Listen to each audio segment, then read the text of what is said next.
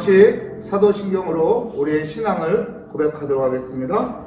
나는 전능하신 아버지 하나님 천지의 창조주를 믿습니다. 나는 그의 유일하신 아들 우리 주 예수 그리스도를 믿습니다. 그는 성령으로 잉태되어 동정녀 마리아에게서 나시고 본디오 빌라도에게 고난을 받아 십자가에 못 박혀 죽으시고 장사된 지 사흘 만에 죽은 자 가운데서 다시 살아나셨으며 하늘에 오르시어 전능하신 아버지 하나님 우편에 앉아 계시다가 거기로부터 살아있는 자와 죽은 자를 심판하러 오십니다. 나는 성령을 믿으며 거룩한 공교회와 성도의 교제와 죄를 용서받는 것과 몸의 부활과 영생을 믿습니다. 아멘. 오늘 우리에게 주시는 하나님의 말씀은 역대상 19장 1절부터 5절까지 말씀입니다. 제 성경으로 구약성경 639면에 있는 역대상 19장 1절부터 5절까지 말씀 제가 봉독해 드리도록 하겠습니다. 그 후에 암몬 자손의 왕 나하스가 죽고 그의 아들이 대신하여 왕이 되니 다윗이 이르되 한온의 아버지 나하스가 전에 내게 호의를 베풀었으니 이제 내가 그의 아들 한온에게 호의를 베풀리라 하고 사절들을 보내서 그의 아버지의 죽음을 문상하게 하리라. 다윗의 신하들이 암몬 자손의 땅에 이르러 한온에게 나아가 문상함에 암몬 자손의 방백들이 한온에게 말하되 왕은 다윗이 조문사절을 보낸 것이 왕의 부친을 존경함인 줄로 여기시나이까. 그의 신하들이 왕에게 나온 것이 이 땅을 엿보고 정탐하여 정복시키고자 함이 아니니까 하는지라. 한온이 이에 다윗의 신하들을 잡아 그들의 수염을 깎고 그의 의복을 골기 중간까지 자르고 돌려 보내매 어떤 사람이 다윗에게 가서 그 사람들이 당한 일을 말하니라. 그 사람들이 심히 부끄러워하므로 다윗이 그들을 맞으러 보내 왕이 이르기를 너희는 수염이 자라기까지 여리고에 머물다가 돌아오라 하니라. 아멘.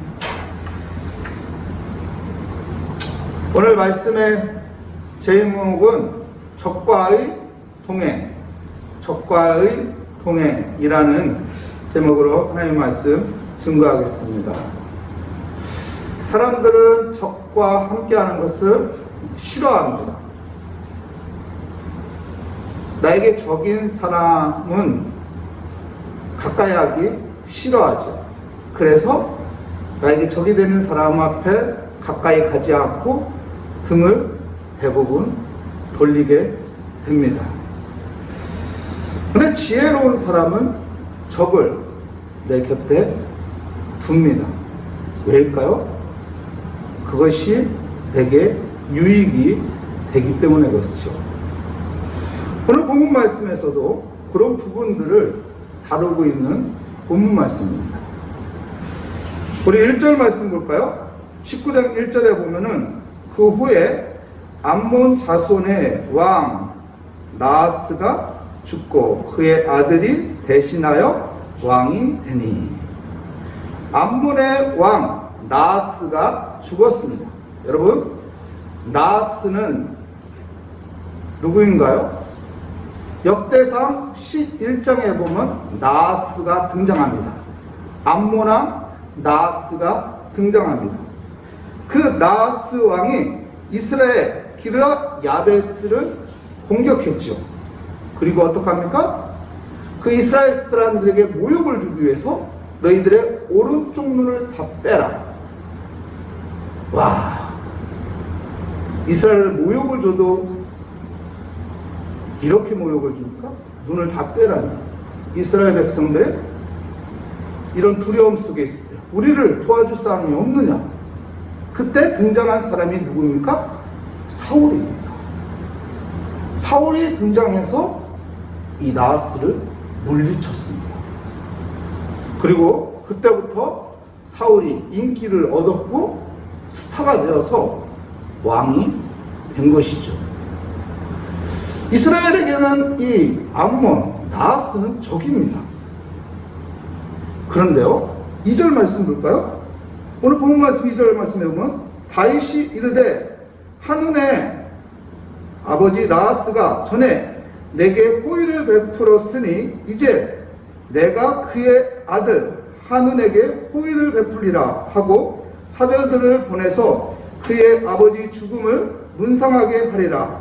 다윗의 신하들이 암몬 자손의 땅에 이르러 한눈에게 나아가 문상하네. 근데 뭐라고 말합니까? 다윗이 누구에게 호의를 받았다고 하죠? 누구에게요? 나하스. 암몬 나하스에게 호의를 받았다고. 아, 적인데? 사울왕에게는 적인데? 이스라엘 사람들에게 모욕을 준 그 왕인데? 어떻게 다윗은 호의를 받았을까? 그리고 이 나하스 왕이 죽었다는 소식을 듣고 내가 호의를 받았으니 그에게 호의를 베풀어줘야지. 다시 말하면 내가 은혜를 받았으니 내가 그 은혜를 기억하고 있고 그 은혜를 내가 다시 돌려주어야지. 무슨 말인가요? 여러분, 다윗은요, 적으로 대하지 않았어요. 적을 가까이 두며 호의를 베풀어서 적이 나의 편이 되도록, 나에게 유익이 되도록 만들었던 사람이 다윗입니다.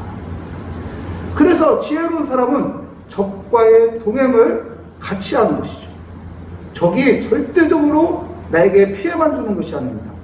때로는 그것이 길이 되고 그것이 나에게 도움이 되고 그것이 나에게 지혜를 주는 도구가 될 수 있기 때문에 그렇죠. 여러분, 큰 바다는 모든 강들에서 내려오는 것을 다 받아들입니다. 그래서 바다가 될 수 있습니다. 여러분, 큰 그릇은 작은 그릇을 다 담을 수가 있어요. 근데요, 작은 그릇은 절대로 큰 것을 담을 수가 없어요. 작은 그릇에 큰 그릇을 넣을 수 있어요? 안 넣잖아. 우리 그릇 정리할 때 큰 그릇 안에 작은 그릇을 넣잖아요. 다윗은 이 원리를 알고 있었던 것이죠. 그래서 적을 버리는 것이 아니라 적을 내 곁에 둬서 그와 좋은 관계를 맺어서 그것을 통해서 또한 유익을 얻는 그런 지혜로운 다윗이었던 것입니다. 또 두 번째 볼까요? 두 번째는 3절 말씀 보겠습니다. 암몬 자손의 방백들이 한눈에게 말하되 왕은 다윗의 조문사절을 보낸 것이 왕의 부친을 존경하는 줄로 여기시니까 그의 신하들이 왕에게 나온 것이 이 땅을 엿보고 정탐하여 정복시키고자 함이 아니니까 하는지라. 야, 암몬의 왕, 그 나하스의 아들 한눈을 얘기하는 것입니다. 한눈에게 있는 측근들 있죠? 측근 신하들이 암몬 그 왕 한눈에게 뭐라고 말합니까?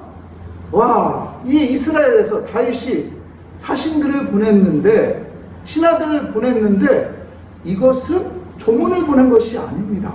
문상을 하기 위해서 온 것이 아닙니다. 우리나라를 정탐하러 왔고 우리나라를 짓밟으려는 계획입니다. 속으면 안 됩니다. 이때 한눈 왕이 어떻게 합니까?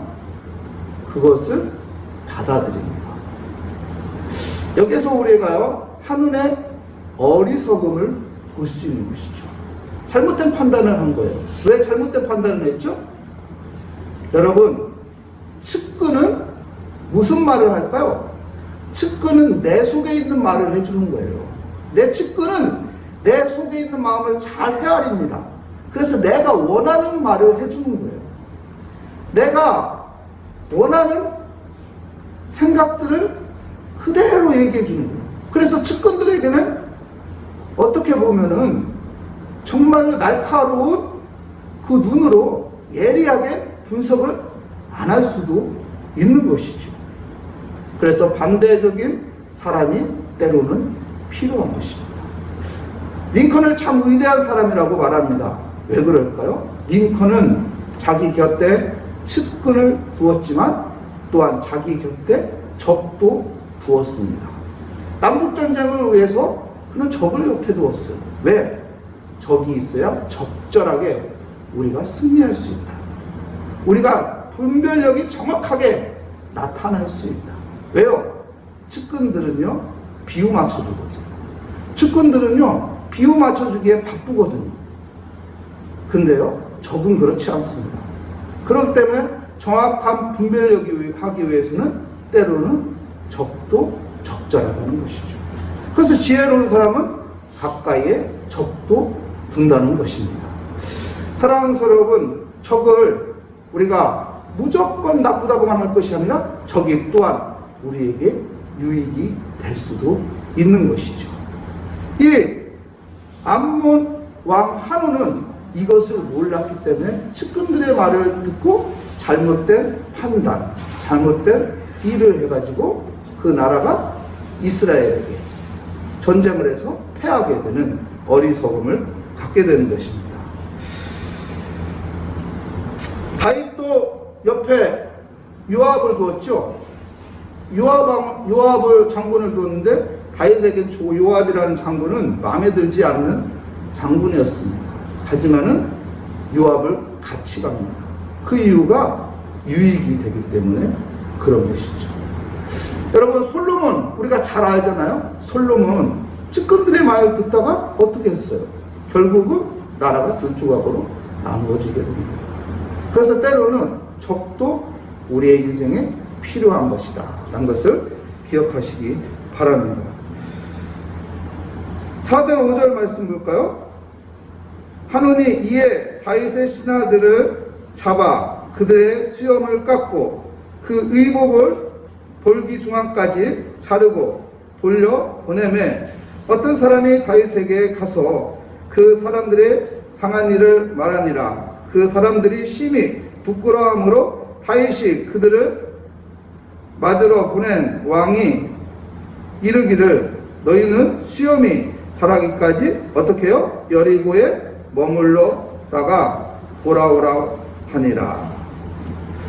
야, 암몬 왕 하몬이 측근들의 말만 듣고 어떡합니까? 그 다윗이 보낸 그 사신들을, 신하들을 모욕을 주는 거예요. 머리를 다, 수염을 다 밀어버리죠. 수염을 다 밀어주고 옷을 잘라서 엉덩이가 보이게끔 하는 수치감을 주었습니다. 그런데 이 수치감, 이 모욕을 당한 이 모습을 보고 다윗이 알게 되어서 어떡합니까? 여리고에 머물다고 합니다. 수염이 자랄 때까지 머물다고 합니다. 왜냐하면 백성들이 보면 얼마나 수치스럽겠어요. 얼마나 모욕을 당한 이스라엘 백성들의 아픔이겠어요. 여기서 볼 수 있는 것은 다윗의 지혜입니다. 너그러운 마음. 어떻게 해야 돼요? 아니, 우리나라를 모욕해? 내가 보낸 사신을 이렇게 함부로 해? 이 당시는 이스라엘이 암몬보다 강했거든요. 힘이 셌거든요. 그런데 다윗은 그냥 잠잠히 있습니다. 너그럽게 이 모든 것을 그냥 무마시킵니다. 이것이 지혜인 것이죠. 적이지만은 적을 적으로 대하지 않고 너그럽게 행동을 합니다. 그 후에 어떤 일이 일어납니까? 암몬이 그 왕 한온이 자기의 잘못을 알고 긴장하죠. 그래서 어떡합니까?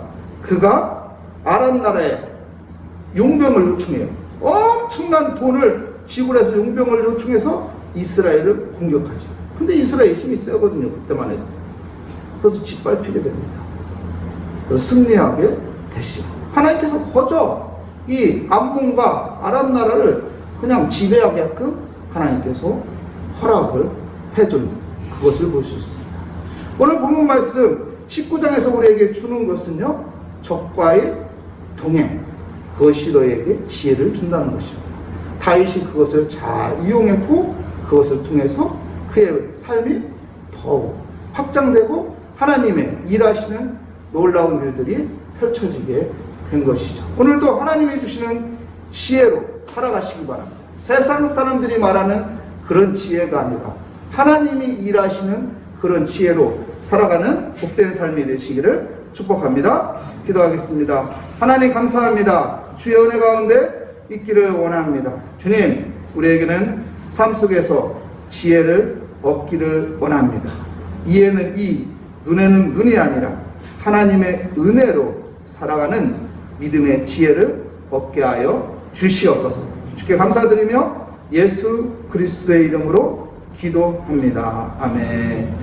하늘에 계신 우리 아버지, 아버지의 이름을 거룩하게 하시며 아버지의 나라가 오게 하시며 아버지의 뜻이 하늘에서와 같이 땅에서도 이루어지게 하소서. 오늘 우리에게 일용할 양식을 주시고 우리가 우리에게 잘못한 사람을 용서하여 준 것 같이 우리 죄를 용서하여 주시고 우리를 시험에 빠지지 않게 하시고 악에서 구하소서. 나라와 권능과 영광이 영원히 아버지의 것입니다. 아멘.